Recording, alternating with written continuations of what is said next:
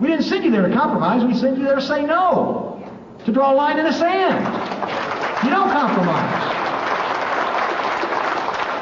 Because compromise allows the enemy to advance at least halfway, and they ask for the rest tomorrow. So the Hegelian effect is, you don't want to do it. You don't want to compromise, so we're going to make you want to do it with with mind control, and we're going to do it by scaring you and telling you it's going to hurt your kids, it's going to hurt you, whatever. They create a scenario, and you buy off on it. So we end up with stronger anti-terrorism bills, which are basically anti-constitution and run around the Constitution. We've got prohibit the private ownership of guns eventually. Right now, the Ninth Circuit's already come out and said that gun ownership is not an individual right. It's a privilege given by the government. Folks, there's a big difference between rights and privileges. Privileges are given by the government. Rights are something you have they can't take away. And they're trying to redefine which is which. And they're trying to move the gun rights into the gun privileges. And we can't let them do that. Somebody asked me once, well, Roberts, what's your tripwire? What's your line in the sand?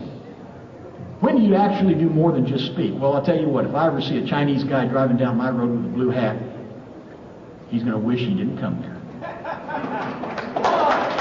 Now, I may be slow, and I may be old, and maybe I don't see as far as I used to, but I got a heck of a good trigger finger. Okay. Prohibit private ownership of guns. Establish a national ID system for what? For tracking purposes. They can't control people if they don't know who they are and where they're at. You've got to identify everybody before and register them before you can control them. And they've got to make more. And it's really hard for them to do this. But it's real easy for you to be convinced that they've done it. I.e., oh, I've got a Social Security number, they can find me anywhere. I've got a driver's license number, they can find me anywhere. I've got this, they can find me anywhere. Wrong answer. It's like trying to drink water out of a fire hose. Get up in an airplane, look down at the city, and try to figure out how you're going to track all those people with all the computers in the world. It ain't going to be done. It can't be done. Over a period of time, they'll find you. Okay, they have ways of doing that. If you spend money, if you do anything, yeah, if you try to move from one place to another eventually. I mean, property taxes alone. I mean, everybody registers their property, you know, unless you live in a tent in the back of a park someplace. So, why run? And why care? Stand up and say, hey, the buck stops here, the line's in the sand, and you got a problem with me, let's just get it fixed. And if everybody did that, Alexander Solzhenitsyn said this, when the organs came in the middle of the night, if we'd met them in the stairwells with clubs and with knives, sooner or later they would run out of agents and we would not have gone to the gulags.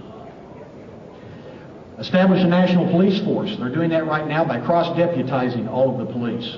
And these young officers out there, you got to remember, police officers are good guys. The problem is we're getting a young bunch in there to come out of the public school system and go through the socialist college system. Why does a police officer have to have a college degree? Because it puts him in socialist, left-wing college classrooms.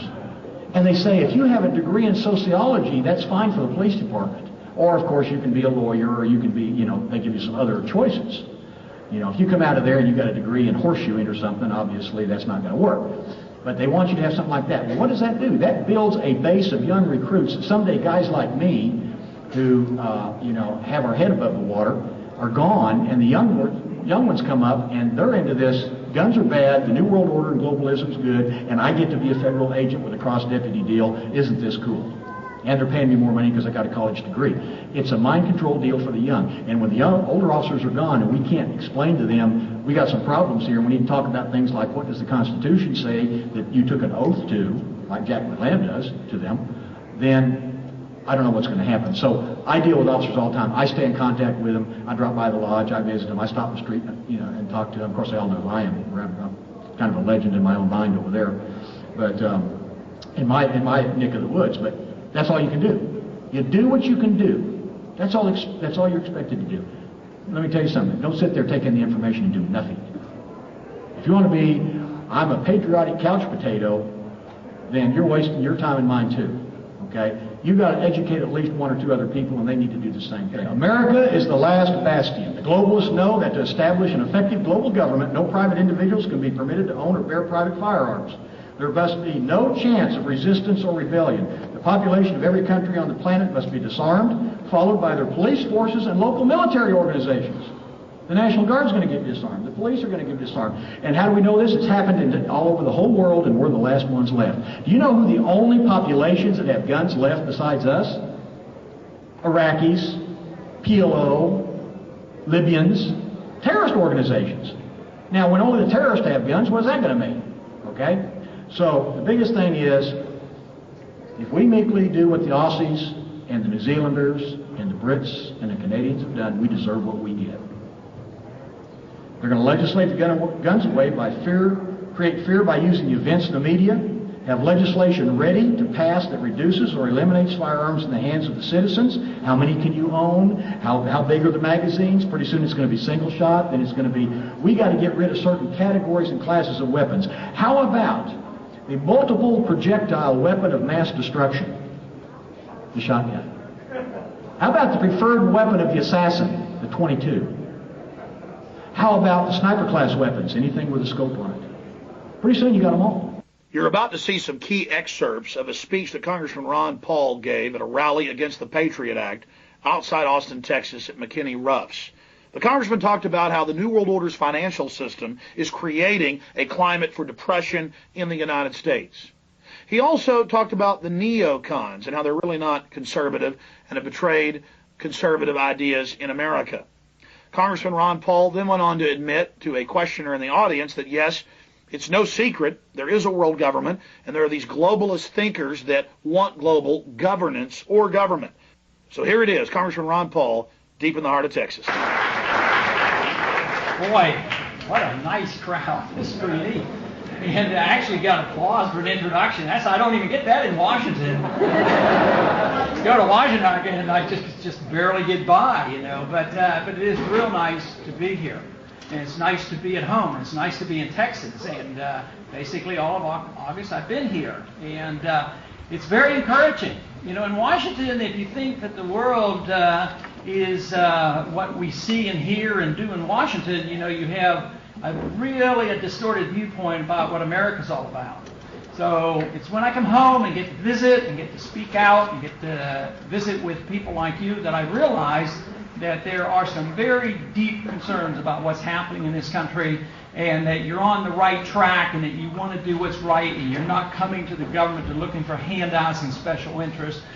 So that to me is very encouraging, and there is but one special interest that we should be working for, and that would solve just about all of our problems, and that is our liberty.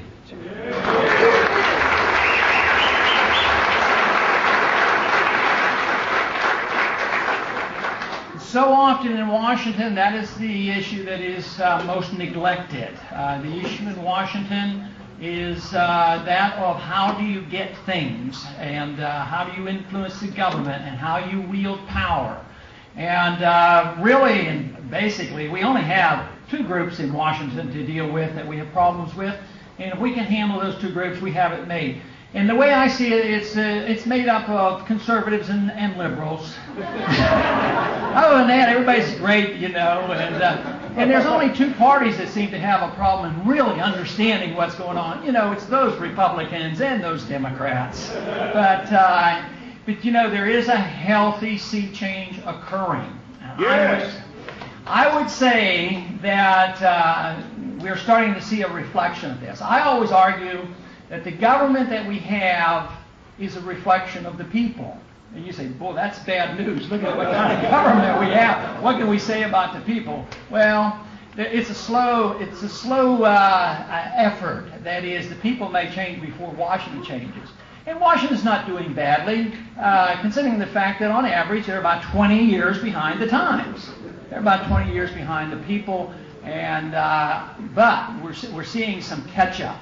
And I think just 2 weeks ago we saw some catch-up, dealing with the very subject we're going to be spending some time on today, and that is the subject of the Patriot Act.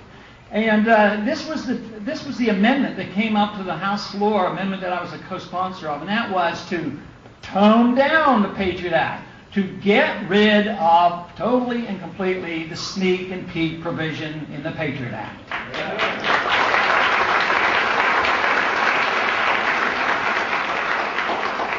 And we weren't sure whether we could get it to the floor because I was a co-sponsor of another amendment with Bernie Sanders, who wanted to get rid of that portion of the bill that said that the FBI has the authority to go in and just start snooping at libraries and bookstores and just looking at all the lists in case they might find some information that would be worthwhile in their great effort